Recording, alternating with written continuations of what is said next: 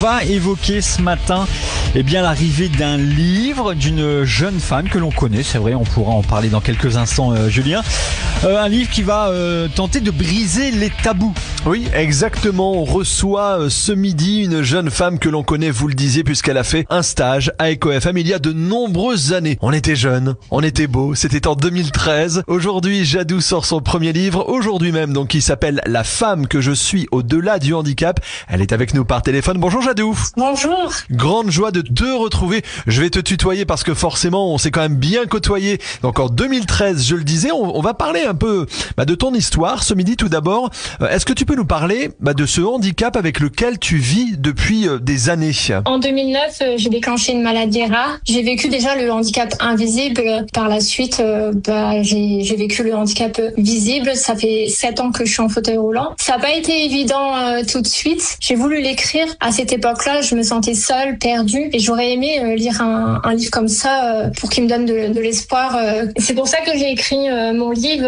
En 2014, j'ai lancé ma chaîne YouTube et j'ai partagé mon quotidien. Je n'ai pas dit tout de suite que j'avais des soucis de santé parce que j'avais peur le regard des gens. On ne savait pas. Je savais pas quel impact ça allait faire. Et quelques années après, je leur ai avoué et j'ai eu plein d'amour et il y a eu beaucoup de personnes qui se sont retrouvées en moi. Oui, exactement, Jadou. Et en plus, ça t'a permis également, mine de rien, de côtoyer pas mal de beaux mondes. On t'a vu sur certains plateaux, sur le plateau de Jean-Luc Reichmann, sur le plateau de Cyril Hanouna, de belles expériences tout de même. Sur le plateau des 12 coups de midi, super gentil Jean-Luc Reichmann. J'avais un t-shirt dessus, il y avait ma phrase fétiche, c'était ne laisse personne te convaincre que tes rêves sont trop grands. Et à cette époque-là, il y avait Paul qui était autiste et il s'est approché de moi, Jean-Luc Reichmann, en disant c'est marqué quoi Jadou sur ton t-shirt? Il a lu ma phrase, il a dit la preuve en est, Jadou elle est là, et Paul aussi, il a voulu passer un message très fort. On est capable de beaucoup de choses, quoi. Oui. On a l'impression que c'est un message pour les autres, mais peut-être aussi pour te convaincre aussi toi. Oui, c'est ça. Et après, par la suite, quelques mois après, j'allais déjà sur les plateaux de Cyril Hanouna. Là, c'était la première fois que j'allais à un prime et j'ai rencontré Laurent Baffy, un grand monsieur super gentil. En off, il m'a vu, il m'a demandé qu'est-ce qui m'était arrivé. On a beaucoup parlé et sur le fait accompli, il a voulu me donner de la force et c'est là que il m'a mis en lumière quelques minutes et après il m'a dit j'ai fait qu'est-ce que j'ai pu. En off, je fais beaucoup de choses sur le handicap. On se souvient quand même, Jadou, que tu vouais un culte au chanteur Matt Pokora, qui fête en ce 26 septembre ses 40 ans, jour de la sortie de ton livre. Bon, j'imagine que c'est pas un hasard. Non, c'est pas un hasard.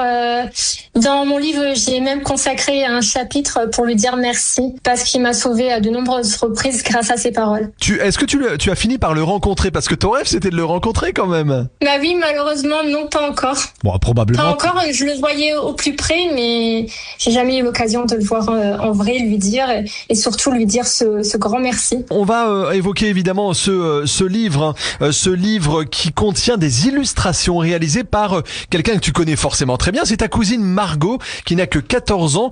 Comment c'est venu cette collaboration avec la petite cousine? En janvier cette année, j'ai été hospitalisée pour une infection pulmonaire et j'ai vu qu'elle dessinait. Je lui avais même demandé de faire un petit dessin pour remercier le service qui avait été génial. Et de là, je me suis dit, allez, pourquoi pas. Elle se lance dans le dessin. Au mois de mai, je lui ai proposé de participer au projet. Elle a même failli pleurer. Et elle m'a dit, oui, je commence quand? Et elle est très excitée de faire ce projet-là. Il y a à peu près une dizaine de dessins par elle. Bon, Jadou, on va revenir bien évidemment sur ce livre. À quel moment tu t'es décidé à écrire tout simplement? Quand j'ai trouvé le moment que c'était le bon moment d'oser, parce que je me suis dit ça y est, tu as abordé pas mal de choses avec le handicap invisible, visible, tu as eu beaucoup de recul et j'avais besoin comme une thérapie d'écrire tout ça sur papier. Je vous avoue que ça n'a pas été simple, il y a eu certains moments quand j'ai revécu certains souvenirs, la douleur elle était trop trop présente. Donc j'ai arrêté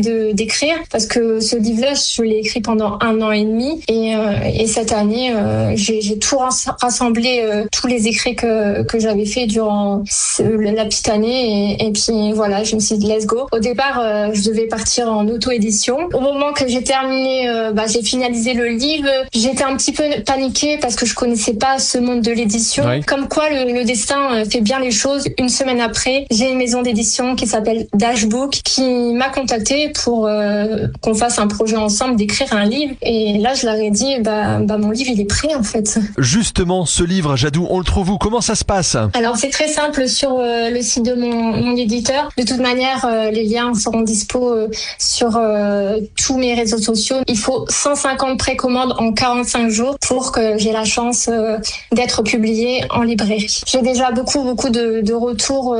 Ça fait à peu près une semaine que je distribue. Enfin, j'ai de l'aide et franchement, merci énormément à ceux qui m'aident à mettre des affiches dans les commerces, enfin les lieux de passage. Ça parle de ma vie, mais pas que. J'ai fait participer aussi mes abonnés il y a quelques mois, sans leur dire dans l'ombre. Enfin, j'avais lancé un questionnaire par rapport au handicap invisible et visible, et j'ai 8 belles personnes qui ont participé à ce projet-là, et je leur ai fait découvrir il y a à peu près une semaine, comme quoi ils seront dans le livre. On le rappelle, Jadou, donc qui sort un livre avec la femme que je suis au-delà du handicap, avec un message qui est assez optimiste Et qui parlera à beaucoup de monde. Bien sûr, ne laisse personne te convaincre que tes rêves sont trop grands. Alors, on l'imagine, bien évidemment, ça s'adresse à toutes celles et tous ceux qui peuvent connaître un handicap, mais pas que.